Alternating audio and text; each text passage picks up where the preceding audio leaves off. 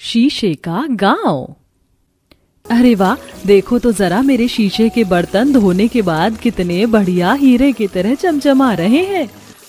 लाजो खुद से बतियाते हुए अपने शानदार शीशे के घर के आगे बर्तन मांज रही होती है। तभी पड़ोसन सांवरी झाड़ू लगाते हुए बोलती है, क्या बात है लाजो, आज तो बड़े तड़के सवेरे सवेरे तुमने इतने सारे बर्तन मांज लिए। क्योंकि अब कालिक वाले बर्तन थोड़ी मांजने हैं, अब गए वो दिन जब हम राख मिट्टी से बर्तन मांजते थे। वैसे इन शीशे के बर्तन आ जाने से मुझको तो बड़ा सुख है। जरा सा साबुन लगाकर स्कॉच ब्राइट घुमाते ही बर्तन एकदम चकाचक हो जाता है। सच में जब से हमने भी शीशे का पक्का आंगन करवाया, झाड़ू लगाने में झिकझिक नहीं होती, वरना मिट्टी कच्चा आंगन बहारने लीपने में आधा दिन बीत जाता था। तभी बूढ़ी दुलारी के आंगन से गर्मा गर्म पकवानों की खुशबू शीशे के गांव के निवासियों तक फैल जाती है। दुख के दिन बीते रे भैया, अब सुख दिन आयो रे। दुख के दिन बीते रे भैया, अब सुख दिन आयो रे। हो गया गुजिया मालपुआ तैयार, इतने पकवान में तो पूरे गांव भर में बायना बाट ही लूंगी। सूरज की किरणें सीधे तौर पर गांव के निवासियों के शीशे के घरों पर बिखर रही हैं। सभी के घर हीरे की तरह चमचमा रहे हैं। कच्चे आंगन में बच्चे शीशे के खेल खिलौने से खेल रहे हैं। कुम्हार अपने आंगन में शीशे के बर्तन उभार रहा है। किसान फसल काटने में जुटे हुए हैं। हर तरफ खुशहाली है। पर क्या इस अनोखे शीशे के गांव के निवासियों का गुजरा हुआ कल भी इतना खुशहाली भरा हुआ था? आइए देखते हैं। जहां जौनपुर गांव के किसान कड़ी धूप में खेत में फसलों से अनाज अलग कर रहे होते हैं। सीताराम काका, अब की बार तो हमारे खेतों में खूब किफायती गेहूं की पैदावार हुई है। पैदावार अच्छी हुई है, फिर भी कौन सा मुखिया जी हम गरीब किसानों को फसलों के बदले बढ़ाकर दाम दे देंगे। इस साल भर लगाकर हम किसान बंजर जमीन को सींच कर फसल उपजाते हैं, फिर फसल के फूलों को पीट कर एक एक दाना निकालते हैं। लेकिन तुम्हारा दुर्भाग्य देखो, अपना न पेट भर खाने को नसीब होता है, न सिर पर एक पक्की छत है। सही कह रहे हो सीताराम काका, सारे सुख तो मुखिया जी भोग रहे हैं। क्या शानदार शीशे की कोठी बनवाई है, हम गरीब लोग कच्चे मकान में दिन काट रहे हैं।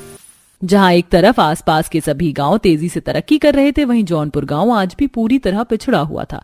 गांव के मुखिया को छोड़कर कुम्हार, बढ़ई, लुहार, लकड़हारा किसान सब मिट्टी और फूस की मढ़ाई में रहते थे। मगर मसला केवल यही नहीं था।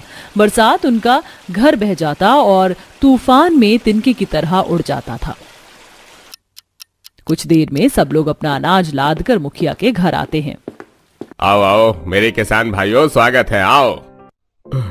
जयराम जी की मुखिया जी अनाज लाई है। हाँ हाँ, रख दो यहीं। गरीब किसानों का झुंड मुखिया के शीशे के आलिशान घर को देखने लगते हैं। मुखिया सबको पैसे देता है। ये लो सब लोग पैसे। इतने थोड़े पैसे देखकर चंदन निराश भाव से कहता है, मुखिया जी ये क्या, फसल का वाजिब दाम तो दीजिए। इससे ज्यादा के तो हमने खाद और बीज लगाए हैं। इतने थोड़े पैसे में हम अपने घर की छत कैसे पक्की करवाएंगे? ए देख चंदनवा, मैंने फसल का दाम बिल्कुल जायज दिया है। अगर तुझे फसल नहीं बेचनी तो बेशक ले जा, जा बोरी उठा के। मुखिया अपनी अमीरी का ताव दिखाकर शीशे के घर में चला जाता है। सारे किसानों की पक्का घर बनाने की आशा टूट जाती है। तो वहीं दूसरी तरफ लाजो अपने कुम्हार पति से झगड़ा करती है। हे राम जी, मेरे तो कर्म फूट गए। रोज रोज कालिक वाले बर्तन मांज मांज कर मेरे गोरे हाथ कोयले जैसे काले पड़ गए हैं।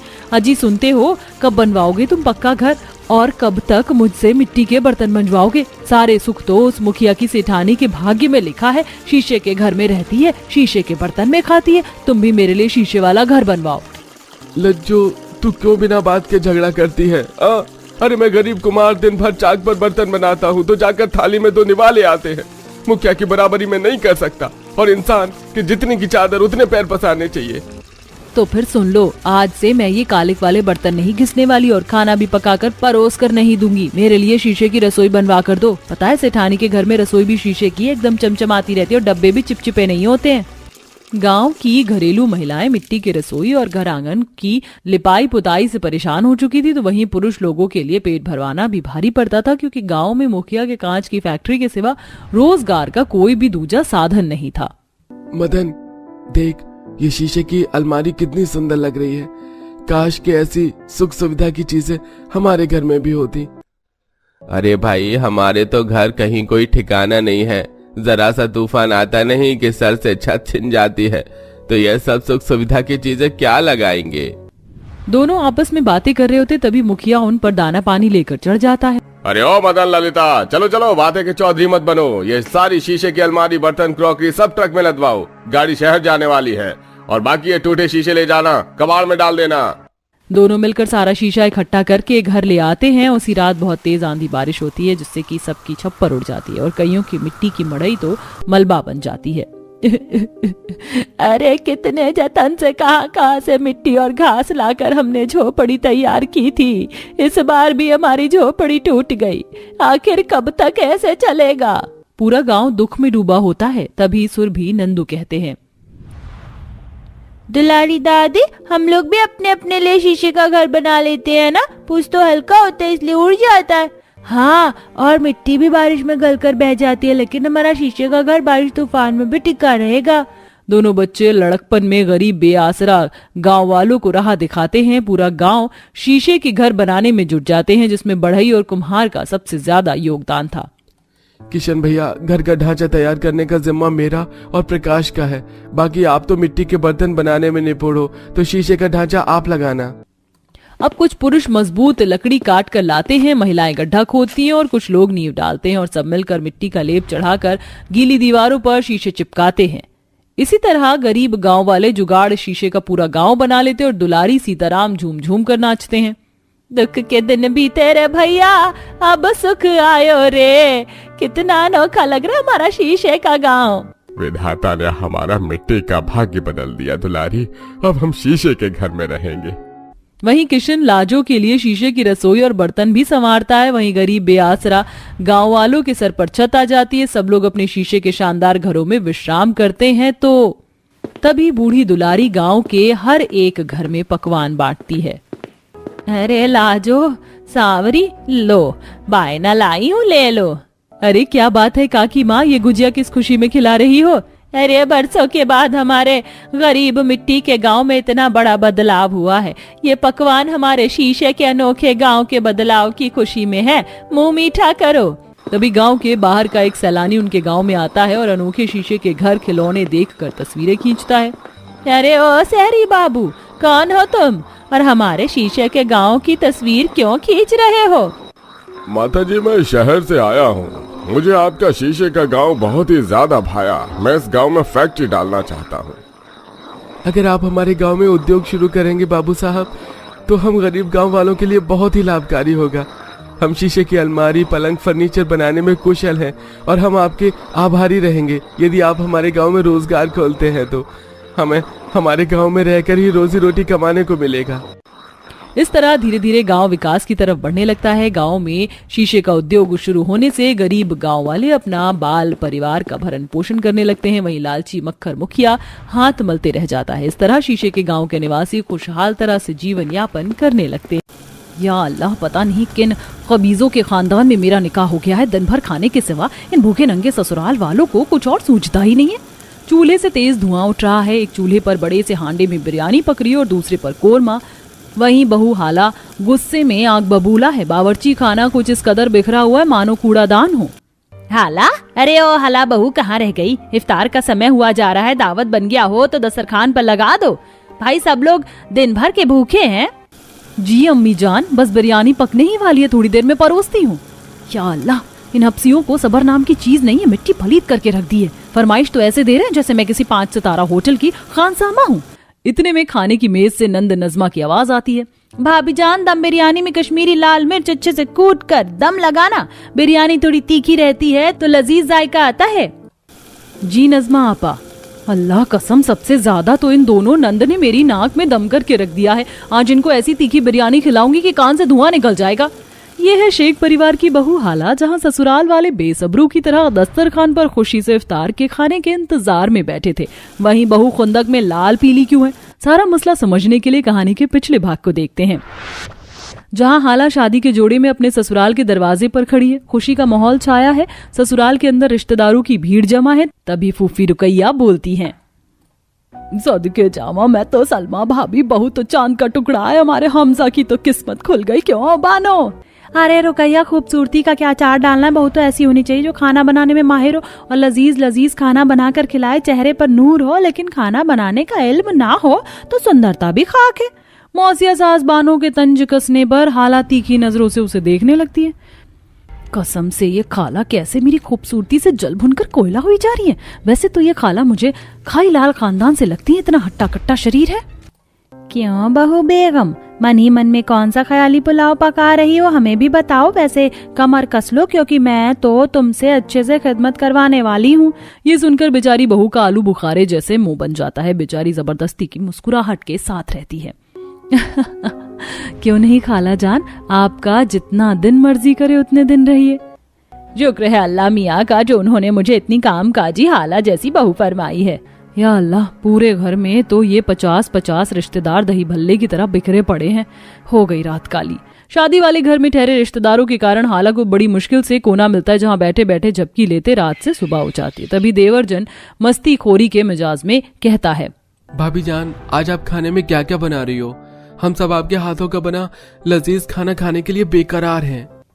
आप सब लोग जो भी खाएंगे मैं पका दूंगी, बता दीजिए। ये सुनते ही फूफा अब्बा ससुर फट से फरमाइश देते हैं, बहू मेरे लिए तो बढ़िया सी दमदार मटर बिरयानी बनाना और साथ में तंदूरी चिकन और थोड़े कबाब भी सेक देना। बहू मेरी खातिर तो कोरमा और लच्छा पराठा बनाना, बस इतना ही काफी है। जी अच्छा खालू जान, फूफा जान। पहले खबीजों की तरह खा खाकर इस फूफा ससुर का जिन्नाद के जैसे तोंद निकला पड़ा है और अभी भी तला भुना खाना है। एक के बाद एक बारी बारी करके 50 ससुराल वाले अपनी फरमाइश देते हैं, जिसे बनाते बनाते बेचारी बहू उकता जाती है। अल्लाह मेरी तौबा, इतना खाना बनाकर कहीं आज मेरा जनाजा ही ना निकल जाए। एक दिन की बहू को बावर्ची खाने में भिड़ा दिया है। शर्म हया तो जैसे सबने बेच खाई है। दिल तो कर रहा है अभी के अभी इन रिश्तेदारों की टोली को दफा कर दूं। लगभग 2-3 सप्ताह तक ससुराल वाले अपनी खिदमत करवाते हैं और फिर आखिरकार उनके लौटने का दिन आ जाता है, जिसका हाला को बेसब्री से इंतजार था। शुक्र है अल्लाह मियाँ का, घर से रिश्तेदारों की बारात खत्म हुई। रोज रोज किचन में खाना बनाकर मेरी तो कसौटी पर कट रही थी। हाँ, अब तो जाकर आराम फरमाऊंगी।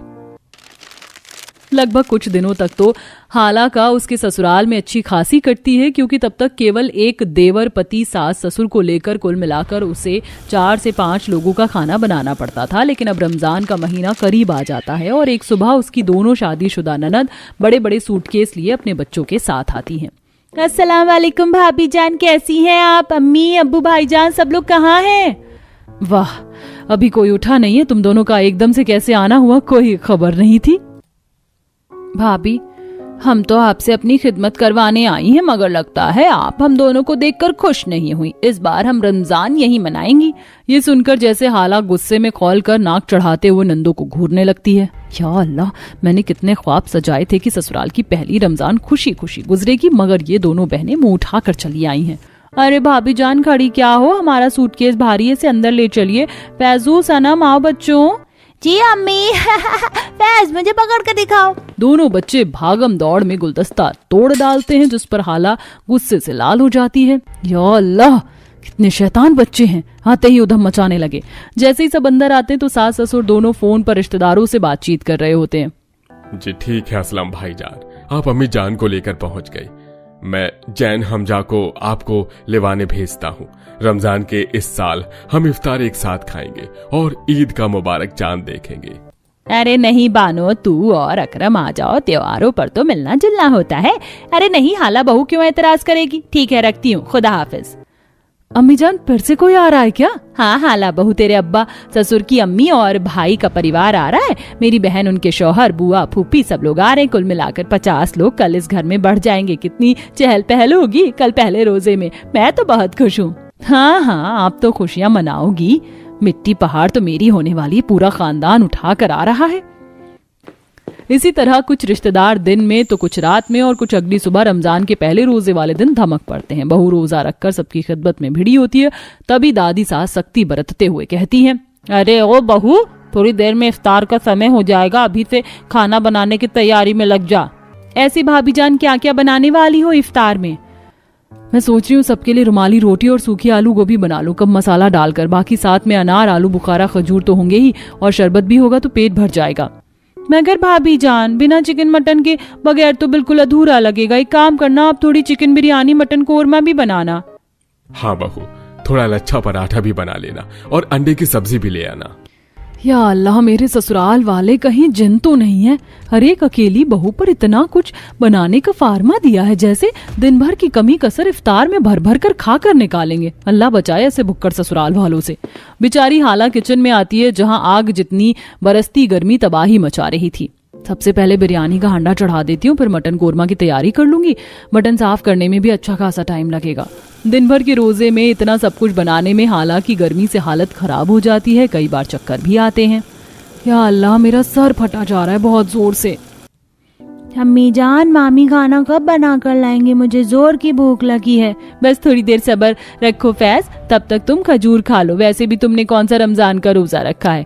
लगभग 2-3 घंटे में बहू इफ्तार की दावत दस्तरखान पर लगाती है। भुक्कड़ ससुराल वाले बिना दुआ पढ़े टूट पड़ते हैं। तभी दादी नूरजहां एक खट्टी डकार मारते हुए कहती है, सुभान अल्लाह, क्या खस्ता तंदूरी चिकन बनाया है और ये लेग पीस खाने में लाजवाब लग रहा है।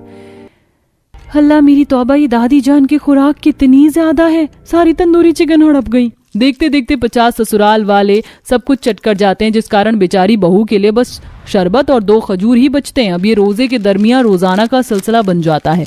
सहरी में सब हल्का फुल्का खाते, मगर इफ्तार में इतने सारे व्यंजन बनाना हाला के लिए भारी पड़ता है। कैसे सबक सिखाएगी हाला अपने ससुराल वालों को। अल्लाह कसम, अब तो हद हो गई है। अरे इफ्तार बना रही है, बीरबल की खिचड़ी बहू, दावत लगा भी दे। जी लाई। बस अब पानी सर से ऊपर उठता जा रहा है। खाने दो आज उन्हें कच्चा पक्का। बौखला कर हाला जैसे इफ्तार का खाना परोसती है तो सब बुदबुदाने लगते हैं। ताबा ताबा, अरे कमजर्फ, खसमानु खानी कैसा खाना बनाया? पूरी बिरयानी जला दी और कोरमा का तो कीमा बना डाला। फूफी जान, मुझ पर दाना पानी लेकर चढ़ने की जरूरत नहीं है। अरे आप लोगों ने तब से मछली बाजार बना रखा है। इतनी जल्दी पड़ी थी इफ्तार करने को। मैं बहू को खानसामा नहीं जो 50-50 खबीजों को खिलाऊं, हद होती है। अरे रोजे में इतना सब बनाओ, परोस कर दो। आप लोगों को तरस नहीं आता कि एक हाथ बटा दे? बोलते बोलते कमजोरी के चलते हाला को चक्कर आ जाता है। तभी हमजा ऐन मौके पर उसे संभाल लेता है। हाला, हाला तुम ठीक तो हो? बस बहुत हो गया। अब मेरी बीवी किसी की खातिर नवाजी नहीं करेगी। खाला जान, खालू जान, फूफी, फूफा, नजमा, आफिया, बेहतर होगा आप सब अपनी तशरीफ ले जाइए। हमजा के फैसले को सुनकर रिश्तेदार मुंह फुलाकर चले जाते हैं, लेकिन हाला की ननद जो कि उनकी सगी थी, दोनों ठहर कर उसकी सेवा पानी करती हैं और इस बार का खाना सास सलमा खुद बनाकर दस्तरखान पर लगाती है। सब लोग खुशियों भरा इफ्तार करके रोजे खोलते हैं।